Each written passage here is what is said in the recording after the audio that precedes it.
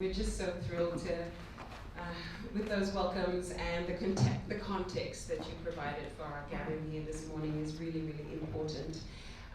We're going to start with our first panel, so I'm going to invite people down and I will introduce the moderator, but I'm also going to ask one of our visitors who has very, very kindly offered to set the tone for the panel this morning, Simone.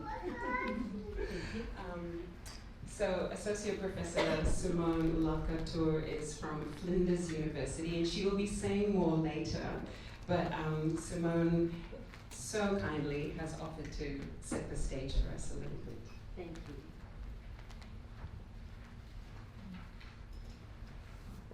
you. Thank you, Katarina. I'd like to acknowledge that I'm on Ngunnawal country.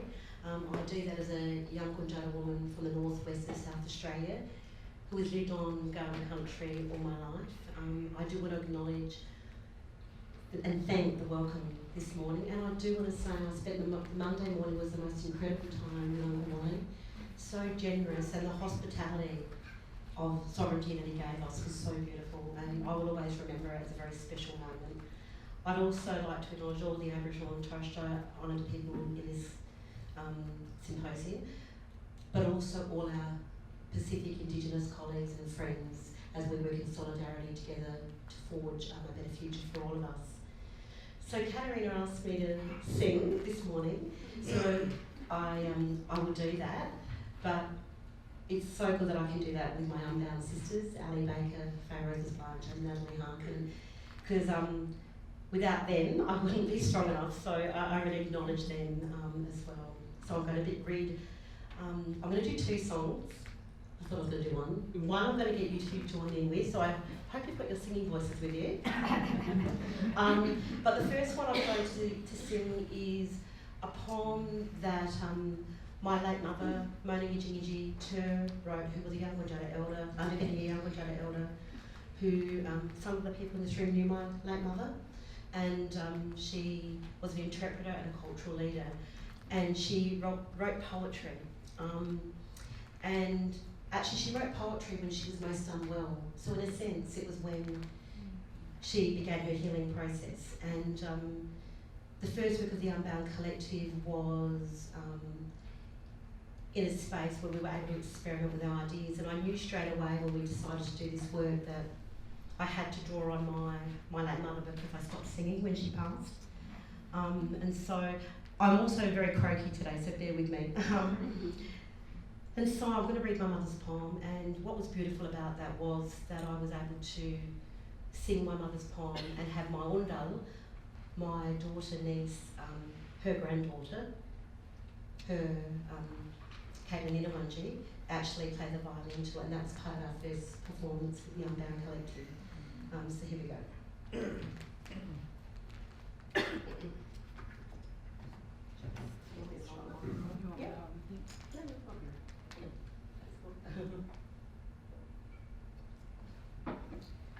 So my mother wrote this, and look at deadly Faye there.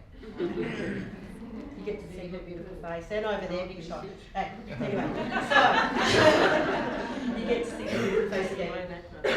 So this was a poem by my late mother, Mona Yidji Tur, and Yidji was her Ngunnawal name. And Ngunnawal means Western Desert Aboriginal person, so I see myself as Ngunnawal. And it was called Dedication. To my Jamal, grandfather, love beyond expression, forgive my intrusion. Hope has come at last to explain your past, to promote your culture, for children of our future, so they can learn your philosophy of life in this, our country. Live as brothers and sisters without hate of colour or race. To my Jamal, my grandfather, love beyond expression, forgive my intrusion. Hope has come at last to explain our past, to promote your culture, for children are our future, so they may learn your philosophy of life in this our country. Live as brothers and sisters without hate of color or race.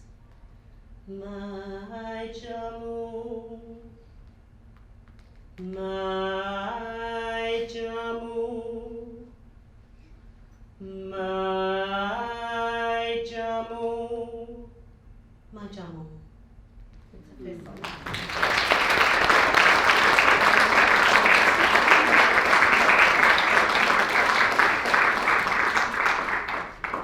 The second song is the interactive song. So I hope your voices are all ready. And this particular song is called Walba Wanganye, and Walba means wind. Can you say Walba? Walba. And Wanganye. Wanganye. And that means speaking or talking, and that's in Yankunytjatjara language. So Walba, Walba, Wanganye. And then the next word I'd like you to learn, and this is the one I really want you to participate in, is Gulila. Gulila. And that means listen. And that's part of our thinking today, is that we really need to listen deeply. So Gulila. Beautiful. So I'm going to sing, and when you hear Gulila, you can join in. And this was one of the plays that because my background is in performance, but I'm an academic as well. And so this is a play that I did with the Patch Theatre Company in the 1990s called Jijibuyinma, which means Children's Song and Dance. And we wrote this song. So it's a written song. Okay, so join in with Gulila. Waba wangani, waba wangani, waba wangani, waba wangani. Gulila, listen. Gulila, listen to the wind. Gulila, listen. Gulila, listen to the wind. Listen to the wind, it's telling us we're connected. Listen to the wind, it's telling us we're connected. Waba wangani, waba wangani. Gulila, listen. Gulila, listen to the wind. Gulila, listen. Gulila, listen to the wind. Thank you.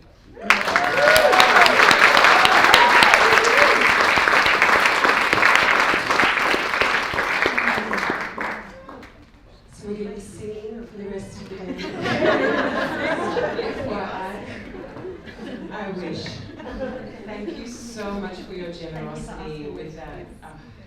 Thank you so much. I'm so grateful for the kinds of guests that we're having this week who absolutely nourish us with their spirit so generously, and who are all extremely busy academics doing 5,000 other million things as well. So thank you so much. So we're going to start with our first panel. And it's going to be moderated again very generously by Mary Spears, who is our convener of Indigenous Studies. She is also a Ninja Warrior lawyer in her own right. But Mary has very much been somebody that I've been talking to throughout the whole process of organizing this. I'm so grateful to have her as a colleague at ANU. She's also someone that we all need to get behind and support so much more in the kind of really, really difficult work that she's doing, very much trying to decolonize the Indigenous Studies major at ANU, which often seems like climbing Mount Fujiyama or some other massive mountain. So thank you so much, Mary, for agreeing to moderate our panel this morning. I'm going to hand over to her, but on our panel this morning, this is the first panel that we're going to have. We're going to have 3 panels. The first one is going to be on indigeneity in the academy. The second panel is going to be on decolonizing teaching and research. And the third panel is going to be on building solidarity. So those are the 3 areas that we're going to try to engage this morning. We're not going to solve all your problems, but we're going to start the conversation here. So thank you so much, Mary. Over to you.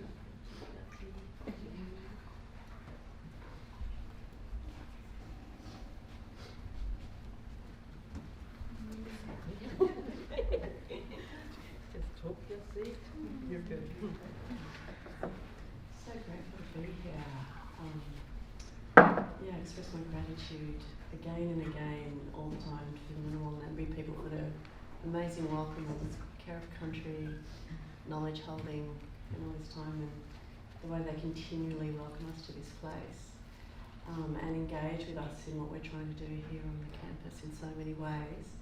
And so grateful for Kati and her astounding energy and presence, and the beautiful people that she brings in here, including students such as Tale, Bianca, and others. And of course these amazing connections and relationships she has to bring all of you, including these beautiful people sitting here today.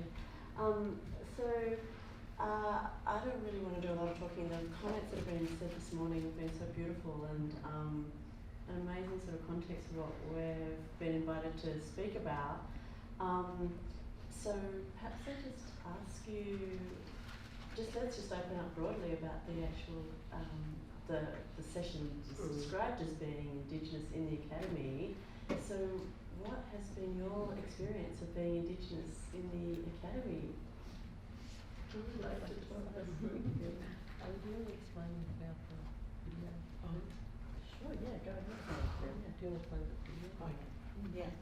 Hi everyone, my name's Ali Amelia Baker, and my family's Mirning from the Nullarbor, which extends across the west coast of South Australia into what is now Western Australia. I've grown up on Kaurna country and in the Aboriginal community and the Nunga community in Adelaide, and I want to acknowledge Ngunnawal country, and just Faye's asked me to explain this little video here. So this was earlier in the year we were commissioned by the Museum of Contemporary Art to perform on Gadigal country in Sydney, and we decided we would perform in the Art Gallery of New South Wales and in the colonial wing with the paintings that are kind of like the visual narrative of invasion of colonialism, and it's quite an uninterrupted colonial space in terms of all the Australian Impressionists that I studied in my art, in the canon of art at art school, and also when I went to university. So I was really, I felt really amazed to be dressed in these, they're a bit like Wiltshires, a bit like colonial skirts, a bit like shelters, a bit, so we had a ceremony out the front of the art gallery with some mob from La Perouse, some beautiful Gadigal people, and these young men, and it was an incredible ceremony out there. Maybe Faye can talk a bit about that as well. And then we went inside the gallery. Yeah, so that's just a little bit about this work that's projecting. So. And explain the Gadigal when you say we're on Gadigal. We know we're not on Gadigal country. We know we're on Ngunnawal country. So if you see that come up, know that it's just from that little video, and no insult meant. So I might pass over to everyone to introduce. Aloha mai kako. My name is Emelanie Case, and I am Kanaka Maoli. I'm Hawaiian from Hawaii, but I'm based at Victoria University in Wellington, New Zealand. So it's, and speaking about indigeneity and what it means to me to be Indigenous in the Academy, that to me requires that I'm always mindful of place and who I am in relation to place. So in that photo, you can see me at home standing in front of my mountain. That's Mauna Kea. That's how I center and know myself as an Indigenous woman. But I also have to acknowledge that I now live in Aotearoa on land that I'm not Indigenous to. And therefore, coming here from New Zealand, I want to acknowledge that that land that I now live on is feeding me and nourishing me in particular ways and allowing me to think about indigeneity differently as someone who experiences herself as Indigenous but is no longer living on land I'm Indigenous to. And then coming here as well via Aotearoa is another layer on top of that. How do I then relate to this place and honor the people whose land I'm on now?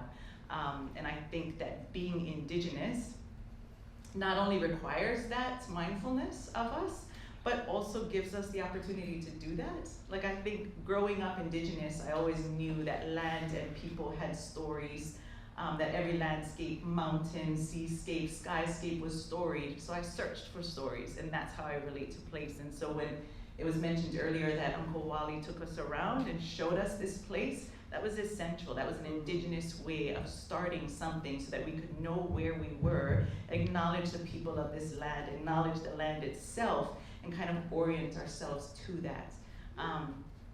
So to me, being Indigenous in the Academy is a responsibility to always be mindful of place. So I'll just And I'm Faye Roses Blunt. I'm from North Queensland. I'm a rainforest girl, although when I go home, there doesn't seem to be a lot of rainforest there because they're growing, they're cutting it down. And when you're away from home, you kind of get to see that and you go, wow, it isn't. The path that I walked on as a child or the forest that I walked through as a child is no longer there, so it's quite an interesting process. But again, it's about place and how you feel. I think the difference about being an Indigenous person or the indigeneity in the complexity of the university really forces us, or me, to consider my relationship to where I am. So if I'm on Kaurna country, then I need to respect that and understand that and know. And when I first got to Adelaide, I actually made connection with a beautiful woman that my sister girls all know, Auntie Veronica Brody, and she was Ghana and she was like, it's okay, you can come and, no, it's okay, you can be okay here, yeah, let's go out and let's do this. And it was like she welcomed me into the place, into her country, so I've always been quite respectful of that. And, you know, and we work in our performance with Uncle Lou, so we're not, what's the word I'm trying to say, we're not apart from the community. Regardless of where we are, we make that connection. Like when we do the performance and bound stuff, we connect. It's the mob who can actually welcome us. That's the priority. You don't do nothing until someone can welcome you to country. And so that's a very important part of being Indigenous. And when you think about indigeneity in the university space, it's so big, but for us it's also so small. So it's like, it's okay, but it can get quite freaky sometimes. But yeah, so I don't know how he wants to. I know you have other questions, Mary. So, I guess for me, the whole kind of this idea of being Indigenous in the academy or the university, being Indigenous in the university, I've been kind of thinking about what is the legacy of colonialism in the present. So and the legacy is the institutions, that the tall ships, the ideas that were brought through those institutions to our countries, and how we are institutionalised within those spaces. And the university in particular is a place where we train people to guard those institutions, to enforce the rules of those institutions. And for me, decolonising is about deinstitutionalising our bodies. And so working within the university and working outside of the university as an Aboriginal person, and the kind of ways in which you're asked to be, or often as Aboriginal people within those spaces, we're asked to bring the really, really difficult histories into the present. We're asked to exist in sites of deep trauma of our families. And so part of what I've loved about this workshop, Katia, has been to consider ideas of how we look after ourselves in those spaces, how we think about collective well-being, and how we think about our joy and our right to have love and laughter and joy. So part of, I guess, the way we've decided to work as the Unbound Collective is about survival tactics within an institution which still has violent spaces within it. Because before 1966, when Charles Perkins graduated from Sydney University as the first Aboriginal person in this country to graduate from a university, universities were collecting our bodies and shipping them all around the world, our old people's bodies, and they were constructing ideas about us, they were writing books about us, and they continue to do that. And so for us it's like, okay, so how do we, our little voices, speak back to these big sites of power? And that's, you know, for me that's part of what it has meant. Oh no, I'm just gonna. You have So one question. these are some really powerful sharings that you've brought up with so many issues. One of the things that you mentioned was about these histories of the way that the institutions themselves have been have facilitated, legitimated a lot of the colonial practices and ideas through the knowledge that's produced. But and also, I guess we've talked about the last few days, the way that universities have been holders of our knowledges. So you've mentioned already the bones of our ancestors. And now there are increasingly a very strong desire for our presence in these places, for some of those reasons being that you've already mentioned, Alan. But until before then, we were here, but only as bodies, as artefacts, as objects of inquiry, which is As ideas. yeah. That other people. Yeah. So I'm just wondering what your experience has been when you've encountered these kind of dangerous knowledges, or you've realised something about your institution historically in its participation in colonisation.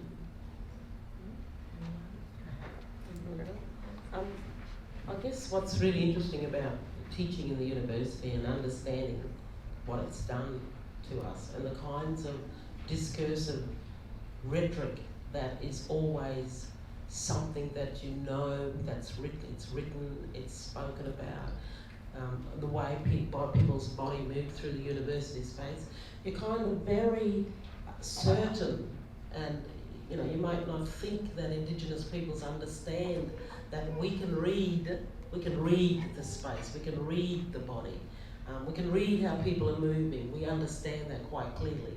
And so when we go into a teaching space, what we find is we need to also make that space black space.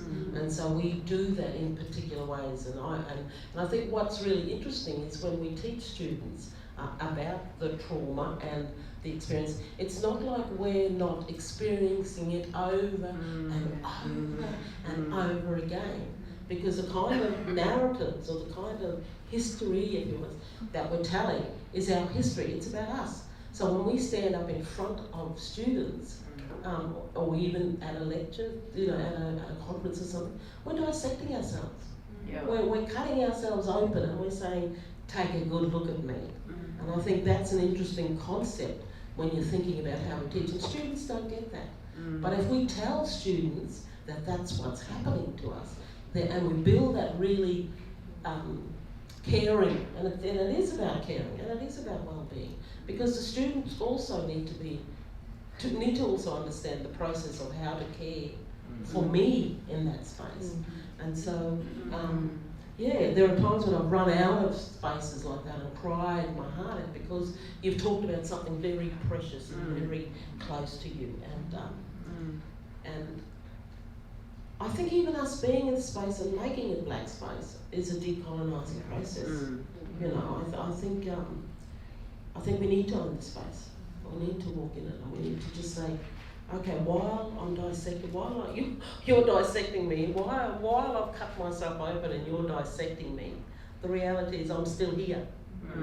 You know, and you've held our bodies and our mob and all that sort of stuff, and our knowledges, and you know, even the idea that you've taken our hair as samples, and now you want to research around our connections to country by our hair. You know, like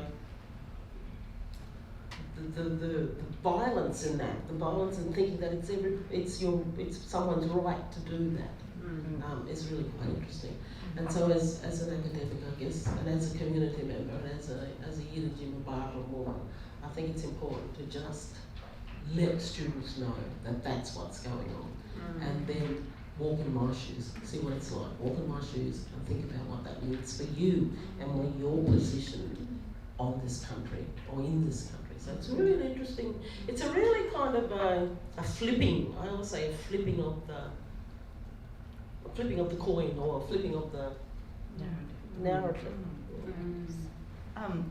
In thinking about universities as being knowledge holders and kind of the complexities and the messiness of working in these institutions, I'm just going to point again to that photo behind me. I'm standing, as I said earlier, in front of our tallest mountain in Hawaii, our most sacred mountain in Hawaii, Mauna Awakea, or otherwise known as Mauna Kea, which literally means mountain of Wakea, and Wakea is like our, for lack of a better explanation, Sky Father.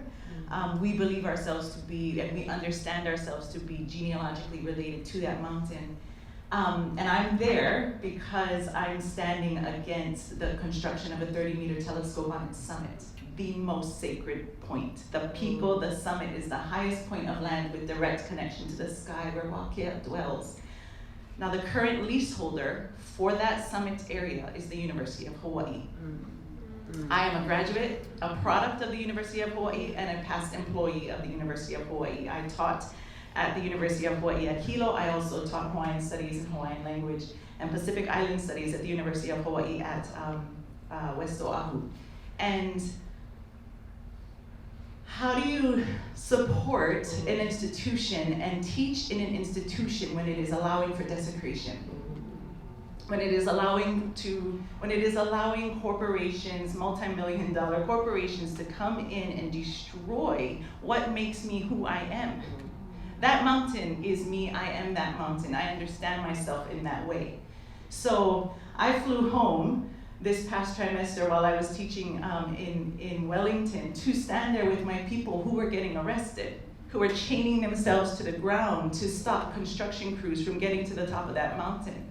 That's something that the Academy doesn't account for, that when land calls, you have to go. And I had to go. Because as I explained the other day with this lovely group of people, I couldn't breathe. I was trying to teach my class, trying to teach my Pacific students about being indigenous, standing there while my heart was being ripped out of my chest. And I walked into class one day and I said, I'm not gonna be here on Thursday because I'm going home. And they literally started clapping for me. They were like, yay! And they allowed me to go because they understood that. So I work in these institutions, and my goal on the first day of PASI 101, Pacific Studies 101, first year, is to tell them that I'm going to introduce you to all the problems of the institution that you're actually in. Because we have no hope of changing it if you don't know what's wrong with it. So day one, Pacific Studies 101, I'm going to introduce you to the not so Pacific. Because the Pacific, Pacific means peaceful. And we know that our region is full of trauma. It's a place of ongoing colonialism, and we have to call that out. And sometimes I think, I was sharing with Bianca and Tale yesterday, sometimes I think my students think I'm a bit crazy because that's what I do on day one. But that's okay, because they come to know that I'm not going to waste time. We don't have time to waste talking about the fluffy things, because we have work to do. We have work to do, and that is for Indigenous and non-Indigenous people alike. We have so much work to do if we are going to begin to heal, if we're going to begin to change, if we're going to begin to challenge these institutions. I need to radicalize you. And I say that. You know, and I might get some pushback for being very explicit in my activism. I'm an activist. I stand for things like, you know, the protection of my mountain. I don't hide that at all, because if I do hide that, I'm going to cease to be who I am as an Indigenous woman, and I'm going to be of no service to my students. So I tell them, you can disagree with me. We can have open debates. I'm not telling you you have to adopt my ideas. But let's engage, because I'm going to engage with you as a real human being and not somebody that I'm just going to put ideas into. So, you know, to get back to what you were asking earlier about the complexities of working in these institutions that continue to reinforce, in the case of Hawaii, reinforce settler colonialism. How do we change that? I think it's at the individual level with every single student. We're not speaking to their mind, but speaking to their heart and tugging at their gut so that they feel the pain of this ongoing colonialism with us, and then be moved to help us change it.